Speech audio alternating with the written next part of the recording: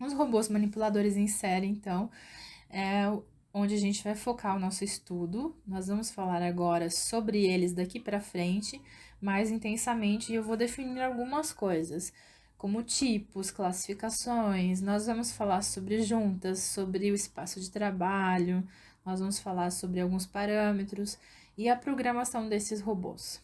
E posteriormente, nas próximas aulas, a gente vai estudar a cinemática desses manipuladores. Bem, aqui nessa figura eu tenho a classificação que eu mencionei mais acima nessa apresentação, que é a classificação do manipulador de acordo com o seu espaço de trabalho, espaço ou envelope de trabalho. Então, eu tenho aqui o robô cartesiano, o cilíndrico, o esférico, o articulado e o SCARA. Então, essa classificação, ela é um tanto de acordo com o espaço de trabalho, mas também de acordo com algumas coisas usuais na robótica. Bom, um manipulador cartesiano geralmente é um manipulador de 3 graus de liberdade, eu prefiro usar o termo mobilidade. Então, geralmente, a base se movimenta numa direção. Aí existe uma outra junta que se movimenta na outra direção, que é esse retângulo aqui, então apontado por essa seta aqui. E uma outra junta, uma terceira junta, que se movimenta na outra direção. Então, se nós falarmos de um espaço tridimensional, a gente está falando de movimentação em x, y e z, tá? Então, desacoplado. Característica desse manipulador é que ele proporciona um movimento desacoplado.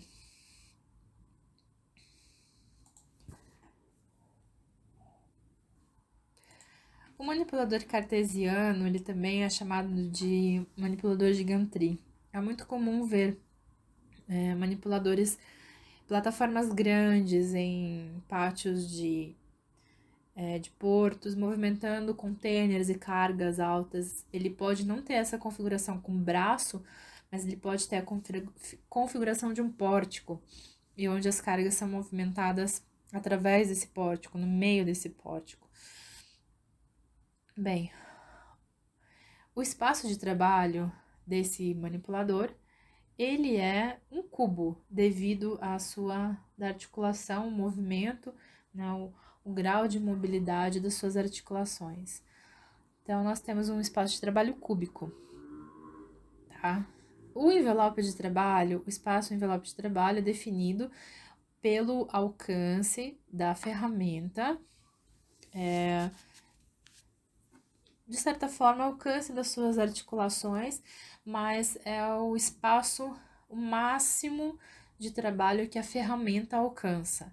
E é claro, ele é definido pela forma, pela mobilidade desse manipulador, ou seja, como as juntas manipulam essa ferramenta. Porque, na verdade, o manipulador, a tarefa máxima do manipulador é movimentando todas as juntas, desde a base até aqui a última junta, movimentar uma ferramenta para ele realizar uma tarefa. E é isso que nós fazemos com robôs manipuladores. Então, tudo se resume a transferir o movimento da base até a ferramenta. Bem, o próximo tipo de manipulador é um manipulador cilíndrico. E, como o próprio nome já diz, o seu espaço ou envelope de trabalho é um cilindro, né? Devido à estrutura das suas juntas, de como essas juntas são alocadas. Então, aqui nós temos uma junta que é a base móvel rotativa, nós temos uma junta linear aqui que desliza para cima todo o restante do braço, e nós temos outra junta que traz para frente e para trás a ferramenta. E dessa forma, movimentando essas juntas, nós temos o espaço de trabalho de um cilindro. O próximo manipulador é o manipulador esférico, né? Ainda sobre o manipulador cilíndrico, ele tem o desacoplamento de movimento no eixo Z. O eixo Z é a altura aqui, vamos chamar assim, por enquanto, de altura, sem definir quais os eixos. Então, nesse eixo aqui, nós temos o movimento desacoplado, tá? Porque o movimento em X e em Y é dependente tanto dessa junta quanto dessa.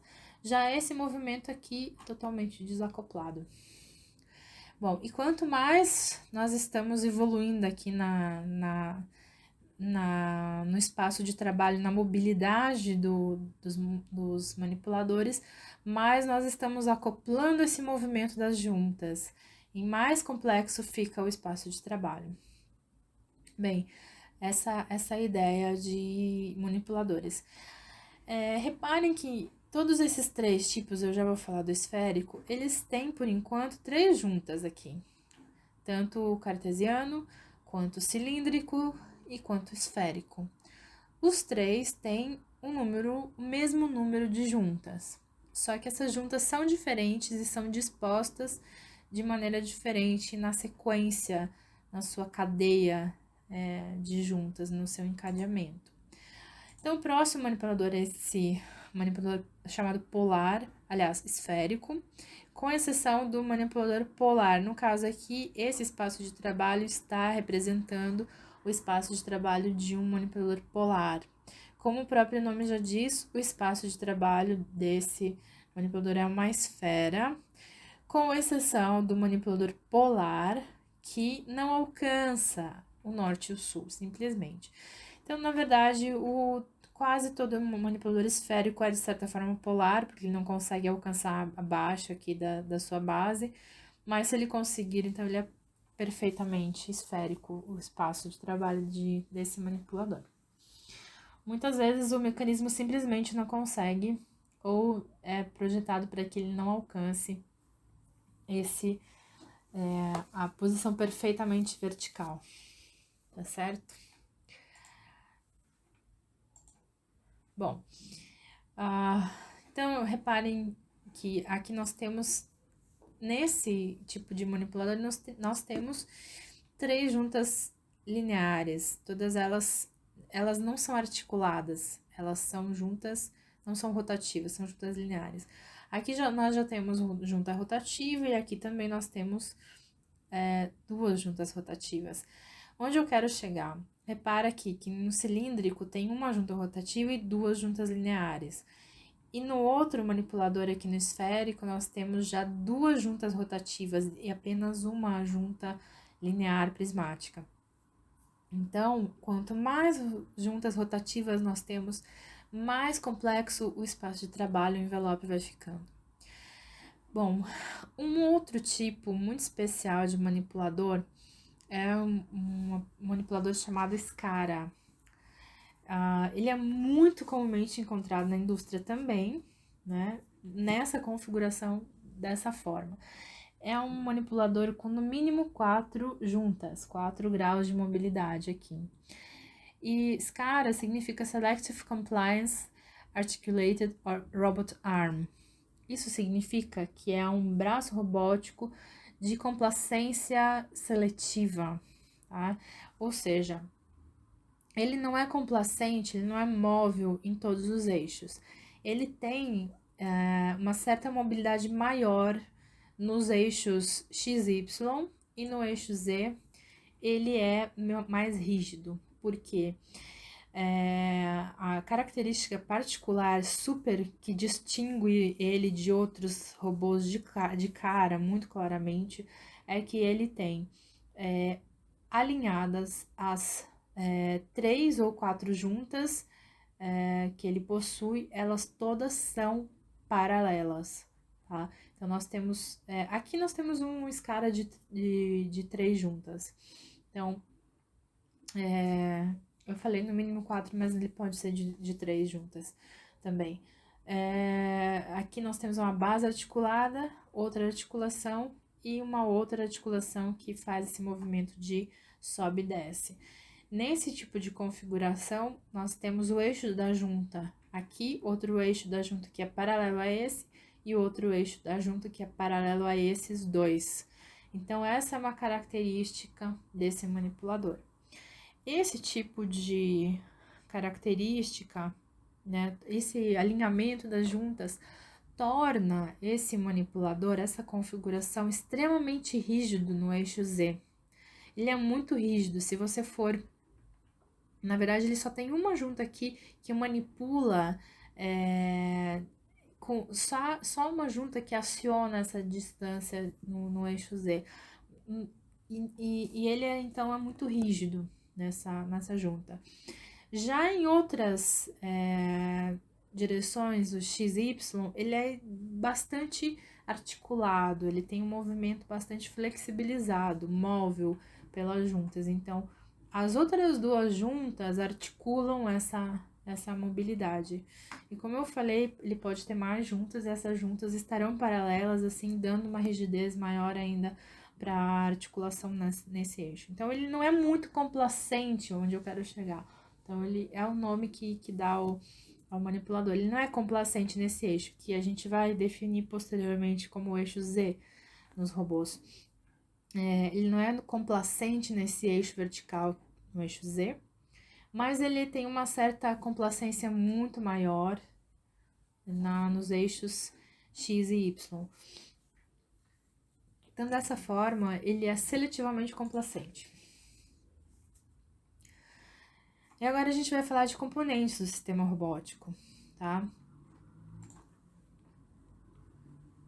Alguns de vocês devem estar mais familiares com esses componentes, porque já viram, ou conhecem, ou trabalharam com outras máquinas que possuem certos componentes.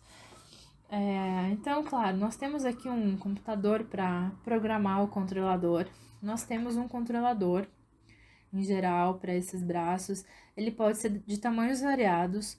O que nós temos na universidade é exatamente... Se não é exatamente, é muito parecido esse braço robótico com esse controlador que é um armário, é do tamanho de uma cômoda, né?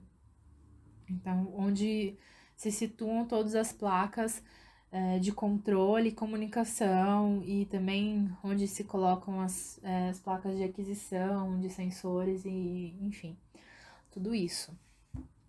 Mas isso são os componentes mais comuns dos manipuladores. E é claro, existe o braço robótico propriamente dito, que a gente vai dissecar elo por elo depois. E existe um tal de pendant, né? Ou melhor, teaching pendant, que é um dispositivo, exatamente, o pendant que nós temos lá é exatamente desse modelo, um dispositivo que é usado, eu já falo por que ele é utilizado. E também nós temos sensores, que são acoplados nesse sistema robótico todo, e também tem dentro do robô alguns sensores, nós já vamos falar um pouquinho sobre isso também. E outra coisa que não está aqui são os efetuadores ou garras robóticas, né? As ferramentas. São garras, ferramentas que se localizam na extremidade, depois do punho do robô, depois da última articulação. Elas podem ser de diversos tipos. Podem ser mecânicas, podem ser garras a vácuo, ventosas, garras magnetizadas, adesivos, pneumáticos, dedos articulados pneumáticos. Então, depende muito o tipo do acionamento. Pode ser elétricas, pneumáticas, podem ser pistolas de tinta, de solda, chaves, diversos tipos de chave para montagem, canetas, inclusive. Qualquer ferramenta que o ser humano pode manipular é possível acoplar no robô. Então, aqui tem um exemplo, um vídeo, depois vocês podem olhar, de uma ferramenta que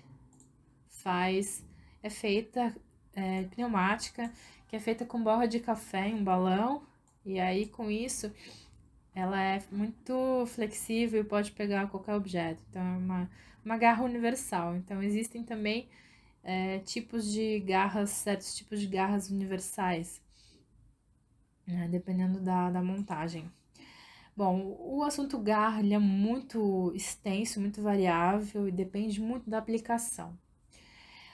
Outra coisa também que a gente tem no sistema robótico são os sensores. E todos os robôs, todos os manipuladores possuem algum tipo de encoder ou resolver na estrutura dele, nas juntas.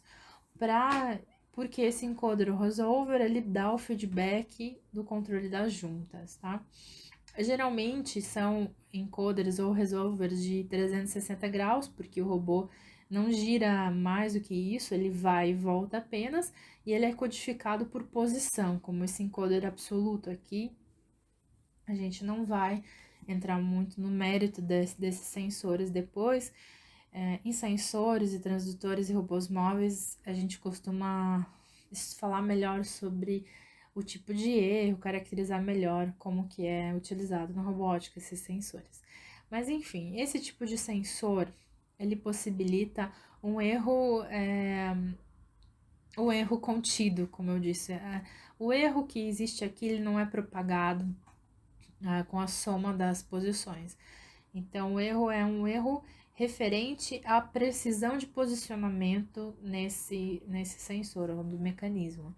Então, eles são bastante precisos, esses sensores de rotação das juntas, de deslocamento das juntas em robôs industriais. O que torna todo o sistema de sensoriamento e controle de posicionamento desses robôs muito preciso. E é tão preciso que a gente tem aplicações industriais muito precisas mesmo e com muita repetibilidade. E aí depois, voltando aos sensores, outros sensores são colocados que são de aplicação mais específicas, que são externos ao robô, que é sensores de presença ou proximidade, indutivos, capacitivos, óticos, que podem ser colocados na estrutura, em algum elo do braço, ou então que podem ser colocados nas ferramentas acopladas para fazer sensoriamento de alguma coisa. E sensores de proximidade e distância, como ultrassônicos e infravermelhos, que também às vezes são necessários porque o robô trabalha com certos obstáculos e precisa se aproximar de certos objetos na célula que ele se insere.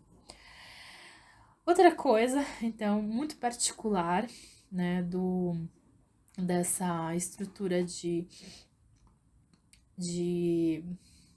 funcionamento, né, dos componentes de um sistema robótico, de um manipulador robótico, é o teaching pendant. E que é esse pendant aqui. Geralmente ele é acoplado ao controlador por fios, né, ele não é wireless em geral, ele é cabeado. E ele é um instrumento atualmente usado para acionamento de juntas manualmente, né? Quando o robô não está em operação automática. Geralmente ele é usado quando você quer fazer alguma intervenção para programação ou manutenção do robô e você precisa colocar ele em modo manual. E você utiliza para posicionamento de juntas o pendant. Então, ele também é comumente mencionado como o dispositivo que faz o jogging das juntas. Eu vou fazer o jogging das juntas. Através do pendant.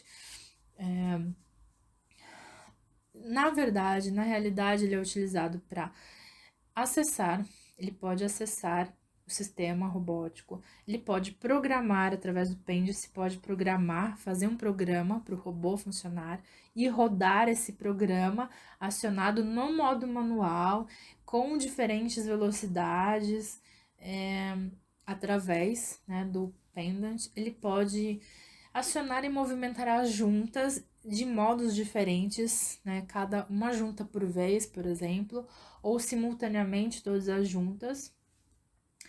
E o programar no manipulador que eu já mencionei. Então, todas essas funções você pode fazer no pendant. Em geral, o pendant é utilizado mesmo, como eu disse, para intervenção manual do robô na célula. Então, você vai lá, põe o controlador no modo manual de operação e manipula o braço através do pendant. Porque eu não tenho outra forma de manipular o braço robótico. O pendant, ele surgiu como uma evolução no posicionamento das juntas. Os primeiros manipuladores, eles eram fisicamente, né, posicionados por pessoas, suas juntas eram fisicamente acionadas, manipuladas e colocadas em certas regiões para, por exemplo, determinar os pontos, para gravar os pontos, né, de posicionamento, ou para ensinar. Bom, eu vou falar disso mais tarde. E depois veio o Pennant. O Pennant, ele facilitou o controle de juntas. Então, basicamente, o Pennant é um mecanismo de teleoperação do robô, certo? Agora, a gente vai focar no braço robótico, na estrutura do próprio manipulador. Então, a gente veio lá de longe, definindo a robótica, definindo os componentes aqui da sala robótica, e agora a gente chegou no manipulador. E meu objetivo é cada vez mais a gente chegar mais próximo e depois analisar o movimento que essas juntas, que esse robô, que esse manipulador realiza. Então, vamos falar sobre a estrutura desse manipulador. Basicamente, o manipulador ele é composto fisicamente de duas coisas: elos, né, e juntas. Elos são partes rígidas do robô. Os elos eles podem ter formatos diferentes. Olha esse elo aqui, por exemplo.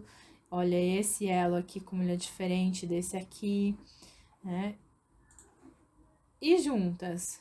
Juntas que são o que articulam o manipulador.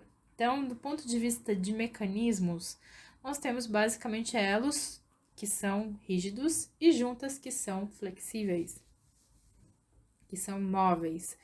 É claro que nas juntas do robô existem motores, existe né, toda uma série de coisas que possibilitam o acionamento e o controle automatizado dessas juntas, né? Do movimento dessas juntas.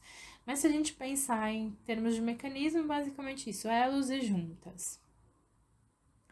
Elos podem ter, como eu falei, geometrias diferentes, mas a geometria dos elos vai influir sim em como o manipulador manipula, né, a sua ferramenta. Manipula significa para mim realiza um movimento entre a sua base e dentro do seu espaço de trabalho, vamos dizer assim. E a geometria da junta dos elos vai influir nisso, sim. E também o tipo de junta vai influir nesse movimento. Então, basicamente, nós temos em manipuladores dois tipos de junta: a junta rotativa e a junta linear prismática. Junta rotativa aqui e linear prismática de forma aqui esquematizada.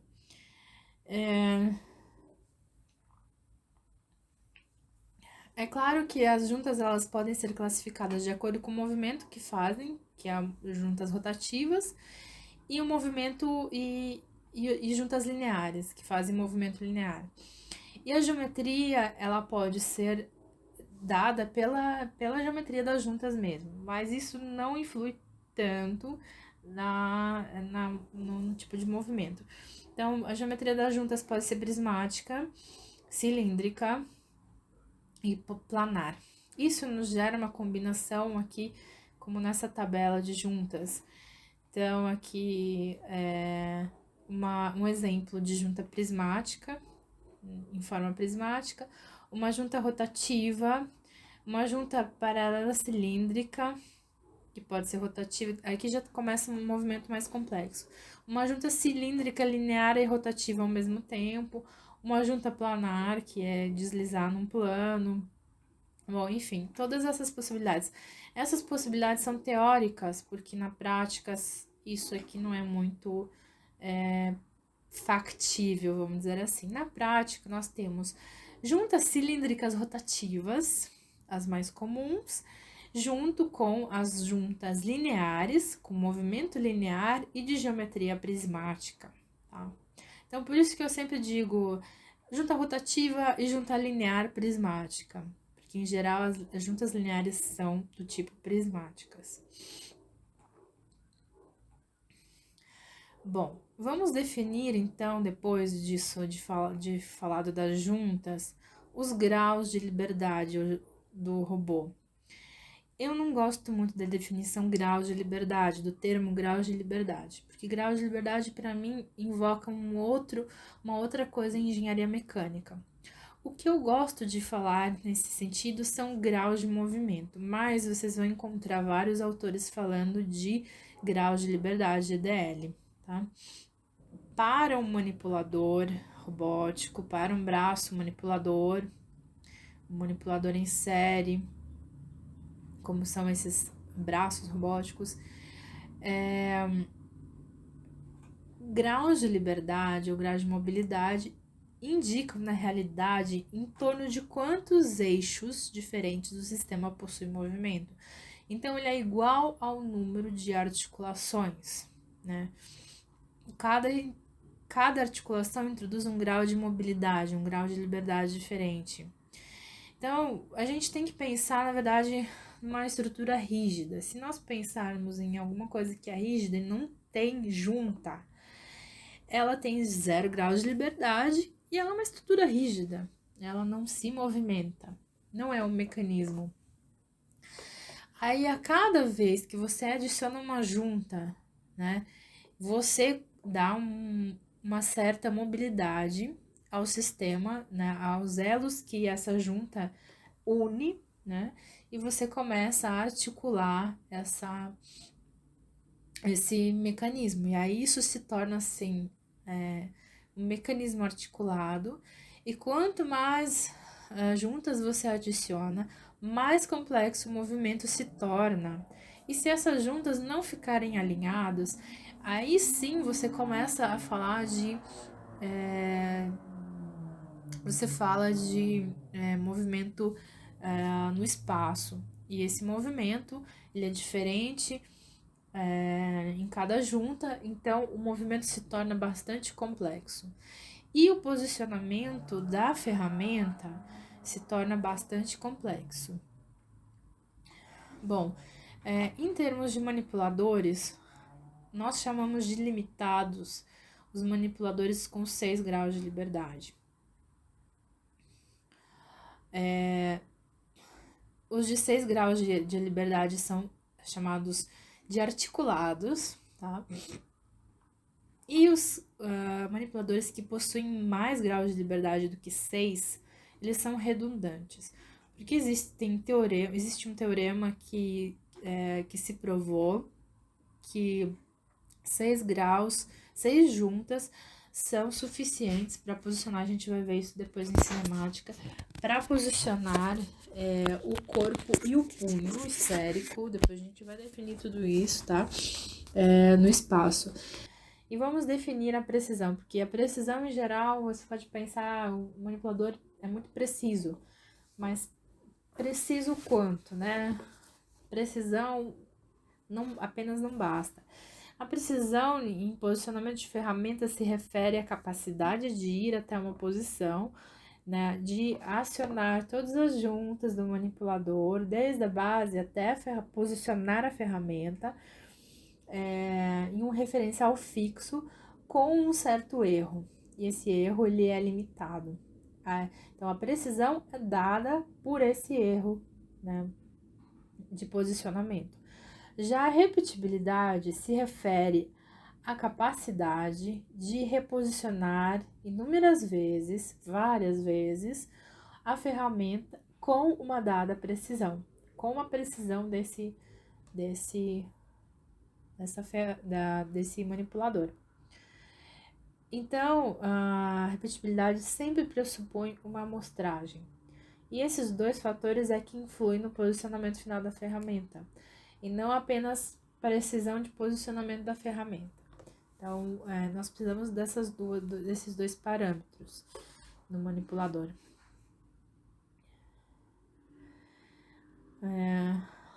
Próximo assunto são aplicações de robôs na indústria, né? falando em aplicações dos robôs na indústria, e aqui eu estava falando até aqui então de manipuladores, mas nessas aplicações eu vou fazer um parênteses, né? Quando a gente fala de manipuladores e suas aplicações, a gente pode pensar em soldagem, montagem, pintura, corte a laser, estamparia e outros, né? Então, a soldagem, todos os tipos de solda, arco, laser, MIG, MAG, TIG, ponto, com oxacetileno, montagem, que são as tarefas de porte, né, encaixe de peças, que pode ser com o uso de ferramentas, sem o uso de ferramentas de montagem, então pode se acoplar ferramentas como efetuadores dos robôs, que podem ser chaves, enfim, que realizam a montagem, algum tipo de montagem, não somente o encaixe, mas também o encaixe.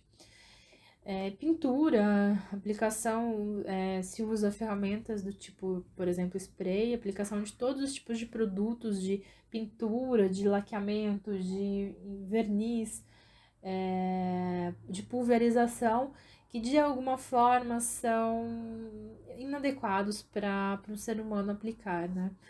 E também, às vezes, a pintura requer muita precisão na trajetória, muito controle na trajetória da aplicação. E o ser humano não é tão bom nisso, então o robô pinta melhor, né? Então, aplicações de pintura em manipuladores é muito comum. Corte a laser, estamparia também são outras aplicações de manipuladores. Já em aplicações como logística, por exemplo, nós podemos falar tanto de manipuladores em conjunto com robôs móveis, né?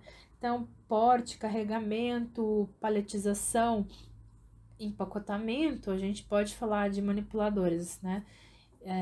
Mas também o carregamento, transporte, porte, é tarefa de robôs móveis. Então, muitas vezes o que se vê é uma operação colaborativa entre manipuladores e robôs móveis em uma mesma célula ou numa mesma cadeia de produção. Na parte de logística e tal, você vê manipuladores que carregam em plataformas móveis que levam, transportam para certos lugares para finalização de alguma tarefa. E robôs móveis são tradicionalmente também robôs conhecidos como robôs de limpeza, né? Então a gente tem hoje robôs de limpeza, limpadores de piscina, limpadores de piso normal, muito conhecidos, né? Mas a minha dúvida é em relação à autonomia desses robôs. De qualquer forma, você consegue fazer um robô móvel programável, com a trajetória programada suficiente para a aplicação que você está desempenhando. E esses robôs certamente o são. E falando em programação de robôs, então, esse é o último assunto dessa pequena introdução sobre robótica. Os robôs manipuladores, tradicionalmente, eram programados através do método Teach by Showing, tá? Que seria você pegar as juntas fisicamente com as mãos, as juntas dos robôs, e mover elas até você atingir uma posição ou uma trajetória desejada. E o robô ia gravando, né? No controlador ia lá gravando essas posições pelos quais as juntas passavam, mas isso pressupunha que alguma pessoa estivesse lá manipulando, né, fisicamente o manipulador e mostrando. Então, por isso Teach by Showing. E essas posições eram gravadas e aí se fazia comandos muito primitivos para levar essas juntas, muito baixo nível, para levar as juntas de uma posição de trajetória para outra. Depois disso veio o Teaching Pendant, que eu já mencionei, que atualmente é usado para teleoperar os robôs. No Teaching com o Teaching Pendant, o operador posicionava na posição, é o que a gente faz hoje também com o braço robótico. Se nós tivermos oportunidade, eu mostro para vocês isso quem sabe, num outro quadrimestre, eu mostro para vocês como é feito isso no manipulador da universidade. Mas enfim, você posiciona com o Teaching Pendant o manipulador na posição que você quer, você não precisa mais fisicamente levar as juntas até lá, você posiciona fazendo o jogging das juntas, tá? E salva aquela posição. Aquela posição tem uma posição XYZ associada no espaço, uma rotação também, ângulos de rotação das juntas, e você grava essa posição e o manipulador você salva como uma variável aquela posição. E aí você, né, aplica comandos com essas posições. E aliado a isso, nós temos linguagens de programação, com a evolução da computação em si, das tecnologias, digamos, de computação, surgiram várias linguagens de programação textual, ela se tornou muito adequada para a programação de robôs, várias linguagens, implementação de lógicas de programação, como condições e laços de repetições, tratamento automático de entradas e saídas, inclusive jogando para valores de variáveis, entradas e saídas de outros equipamentos físicos, né, o que é muito importante na engenharia, e a realização por software também daquilo que seria feito por hardware, que são as instruções de baixo nível, né? Então, a gente tem hoje uma programação muito mais alto nível. E também a possibilidade de integração com CAD e CAM, que na verdade nós vamos perceber isso já com vocês, com o uso do software de simulação do braço robótico. E a programação de robôs, ela pode ser tanto offline quanto online. Se fala que no Teaching Pendant a programação é offline e de outra forma é online, mas na verdade não é. Todas as programações de manipuladores, elas são offline. Você primeiro altera a programação, a série de comandos, você pega os pontos da sua trajetória de programação, seja com o pendant, seja passando uma trajetória por valor mesmo, e você depois executa essa tarefa, simula eventualmente, né, como a gente vai fazer, simula e executa as tarefas, o programa, melhor dizendo, executa o programa no braço robótico. A programação online não é muito possível, não é muito adequada para manipuladores, porém, ela é extremamente utilizada em programação, em controle de robôs móveis. Então, muitas vezes a gente, tanto na universidade quanto em aplicações mais robustas, você pode precisar de programar o robô enquanto ele está executando a tarefa. Bom, isso seriam então a definição e a introdução, conceitos fundamentais de robótica. E eu vejo vocês na próxima aula, no próximo tópico das aulas. Outra coisa, deixa um like, comente nos vídeos para eu melhorar continuamente as coisas, tá?